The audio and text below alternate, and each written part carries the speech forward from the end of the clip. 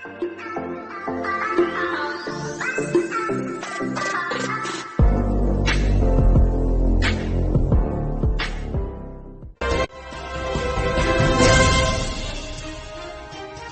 सिंह जी, आप सबको मेरा बहुत बहुत नमस्कार। मैं ये चाहता हूं कि ग्वालियर में जो आंदोलन मैं करने वाला हूं उसमें आज आप लोग जितनी बड़ी संख्या में इकट्ठे होंगे, क्योंकि आंदोलन अगर आपको जीतना है तो अंबेडकर की तर्ज पे ही लड़ना पड़ेगा, मुझे और आपको।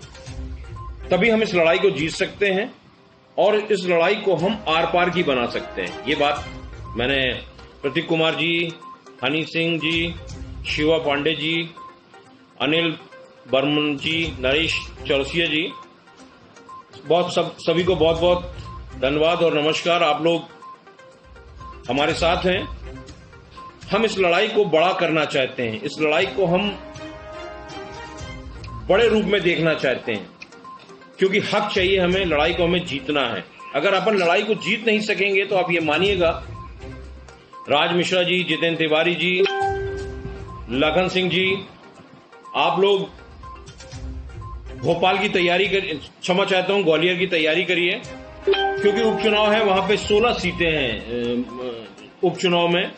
और सरकार अगर भारतीय जनता पार्टी बनाना चाहती है या कांग्रेस बनाना चाहती है तो निश्चित तौर से अतिथि शिक्षक को नियमित करना पड़ेगा। अगर वो चाहते हैं कि हम नियमित, अगर आप लोग चाहते हो कि नियमित हो जाएं इस उपचुनाव के पहले, तो बड़ी तादाद में आप लोग इकट्ठे हो जाइए भोपाल में, क्योंकि आंदोलन कोई भी करे, मैं ये चाहता हूं कि आंदोलन कोई भी करे, आप लोगों की संख्या बल होनी चाहिए। अगर संख्या बल नहीं होगी तो सत्ता और शासन ये सोचेगी कि ये अपने परिवार के प्रति, अपने पद के प्रति और अपनी नौकरी के प्रति खुद वफादार नहीं है, जबकि आपको वफादार होना पड़ेगा। मैं ये चाहता हूं आप लड़ाई लड़िए। जो ताकत आपने अंबेडकर पार्क में दिखाई थी भोपाल में, वही ताकत आप अब आके ग्वालियर में दिखाइए। मैं आपको आश्वस्त करता हूं कि मैं इस लड़ाई को अंजाम तक पहुंचा दूंगा, क्योंकि हमें भारतीय जनता पार्टी ने भी छला है और कांग्रेस भी 18 महीने की सरकार थी, कांग्रेस ने भी हमें छला है, हमें मिला कुछ नहीं आज तक। हम ये चाहते हैं कि हम इस लड़ाई को इतना बड़ा बना दें जो अंबेडकर पार्क में आप लोगों को देखने मिला था, ताकि हमारा अतिथि शिक्षक का भविष्य सुरक्षित हो जाए, हमारे अतिथि शिक्षक सुरक्षित हो जाए। तमाम प्रकार के कमेंट आते रहते हैं, दिलीप मीना जी हैं, संदीप बरिया जी हैं, जगदीश नागर जी हैं। मैं आप लोगों को बताना चाहता हूं, प्रेम पटेल जी, कि अगर आप लोग ताकत नहीं दिखाएंगे, आप लोग अपनी एकता नहीं दिखाओगे तो नहीं जीत पाओगे। और मैं सभी को आमंत्रित करना चाहता हूं आज फेसबुक के माध्यम से, जो सुन रहा है, मेरी जितने संगठन जो भी हैं, 2-3 लोग हमारे भाई, मैं सबको आह्वान करता हूं कि ग्वालियर पहुंचे हैं। मैं तारीख फाइनल करने जा रहा हूं, 2 से 3 दिन के अंदर मैं तारीख दे दूंगा। लोग विचलित हैं कि आचार संहिता लगने वाली है, आप विश्वास करिए, मेरे को सब मैं पता कर रहा हूं कब आचार संहिता लगने वाली है, और आचार संहिता के लगने से पहले भोपाल में करेंगे। और अगर आचार संहिता लगी तो मैं आपको आश्वस्त कराता हूं, मैं उसके पहले आंदोलन करूंगा और उसमें भी करूंगा। जब भारतीय जनता पार्टी आचार संहिता में चुनाव प्रचार और सभाएं कर सकती है, कांग्रेस कर सकती है, तो हमारा अतिथि शिक्षक भी कर सकता है और हम करेंगे, लेकिन हम आपको उसके पहले आंदोलन करके दिखाएंगे। मैंने खुले मंच से, खुले तौर पे आप लोगों को बताया है कि जीतता वही है जो लड़ता है। हमें जीतना है और हम जीतेंगे। अगर आप लोगों का आशीर्वाद, आप लोगों की शक्ति मेरे साथ हुई तो कोई हमें हरा नहीं सकता। विसंगतियों में मत पड़िए, भ्रांतियों में मत पड़िए, अनगल बातों में मत पड़िए। मैंने लास्ट टाइम भी आप लोगों से बोला है कि अगर शिक्षक है तो वो गलत बातें नहीं करेगा, वो अननेसेसरी बातें नहीं करेगा, क्योंकि वो शिक्षक होता है, समाज का निर्माता होता है, समाज के निर्माण का काम करता है। और अगर वही अपशब्दों का उच्चारण करेगा, गलत बातें करेगा, तो वो कभी शिक्षक नहीं हो सकता। इसलिए मैं आप लोगों से एक आश्वासन चाहता हूं कि कभी किसी के लिए आप लोग ग्रुपों में लिखते हो,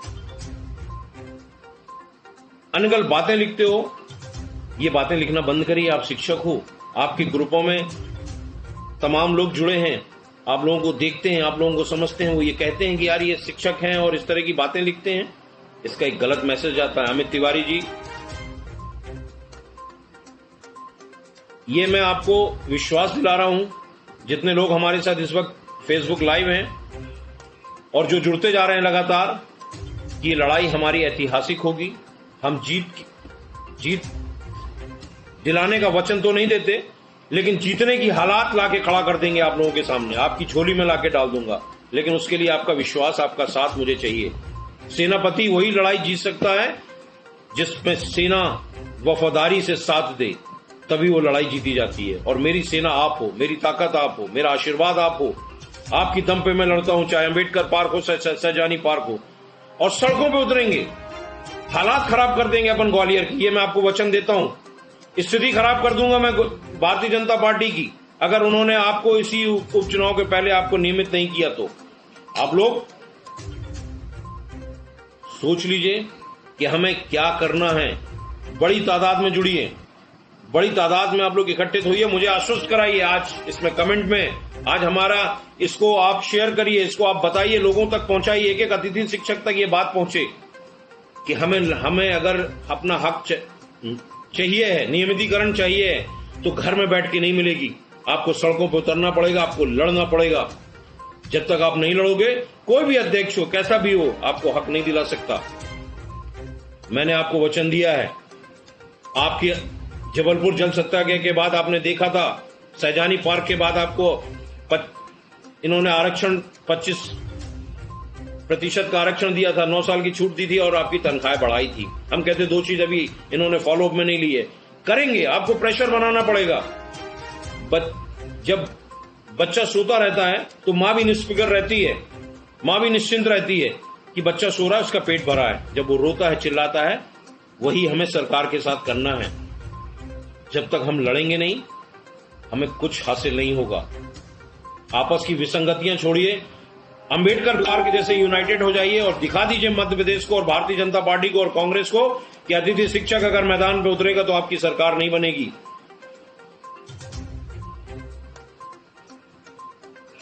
शरीफ बाबा जी, रघुवर सिंह सोलंकी जी, ओम त्रिपाठी जी, प्रदीप कुमार जैन जी, बसंत गौर जी, आप लोग ये सिद्ध कर दीजिए इस बार। मैं आप लोगों को, जैसे कि अभी मैंने ग्रुपों में पढ़ा, मैसेजों में पढ़ा कि तारीख फाइनल कर दीजिए। मैं 2 से 3 दिन के अंदर तारीख कर दूंगा।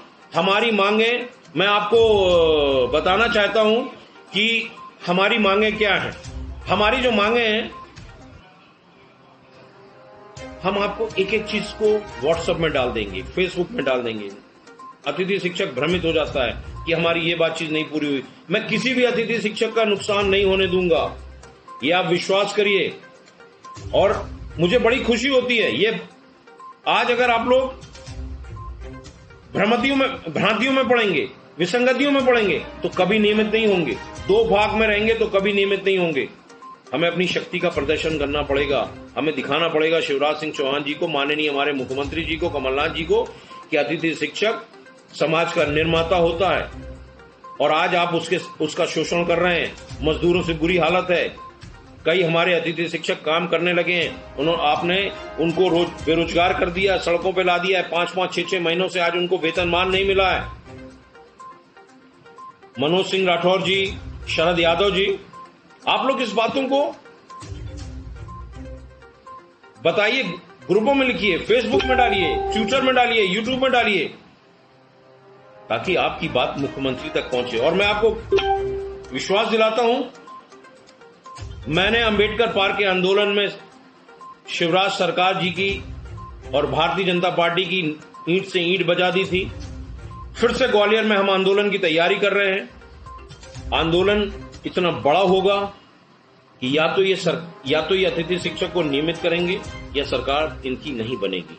यह आप विश्वास रखिए। और मैं खुले तौर से चैलेंज करता हूं, ना मुझे भाजपा की दलाली करनी आती है, ना मैं कांग्रेस की दलाली करता हूं, ना मैं भाजपा के मंच पे खड़ा होता हूं, ना मैं भारतीय जनता पार्टी के मंच पे खड़ा होता हूं। लोग बीच में घुसते हैं, दलाल बीच में आते हैं, आपको विसंगतियों में डालते हैं, कभी कांग्रेस के साथ तो कभी भारतीय जनता पार्टी के साथ। आप सिर्फ अपने साथ खड़े होइए, नियमितीकरण के साथ खड़े हो जाइए। ये विश्वास करिए कि आपकी जीत होगी।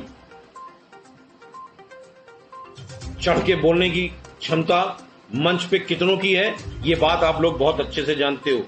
प्रशासन के सामने खड़े होने की क्षमता किसकी है, ये बात आप लोग जानते हो, मुझे बताने की जरूरत नहीं है। सत्ता और शासन से बात करने की क्षमता किसकी है, ये बात आप जानते हो।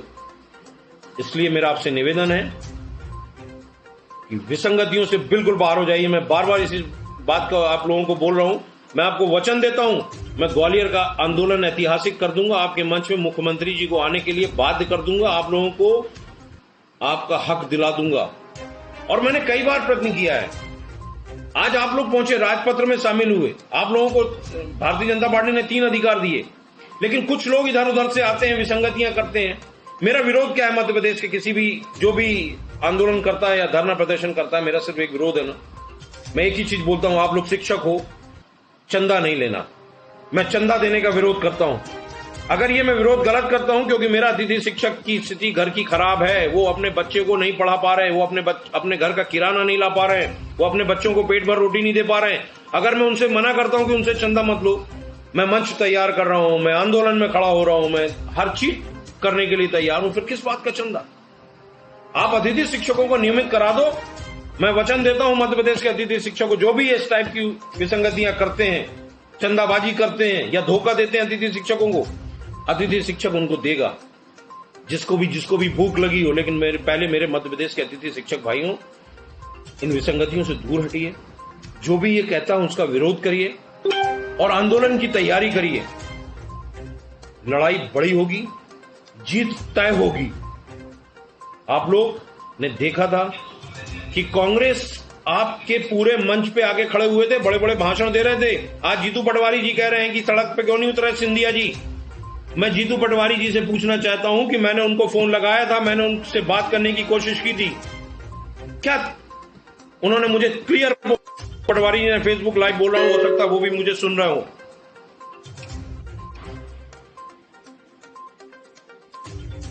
क्या जवाब दिया था जीतू पटवारी जी ने? मैं आपको बताना चाहता हूं कि हम लोग देख रहे हैं, अभी कुछ हो नहीं सकता, और अतिथि शिक्षकों को जितना मिलना था मिल गया।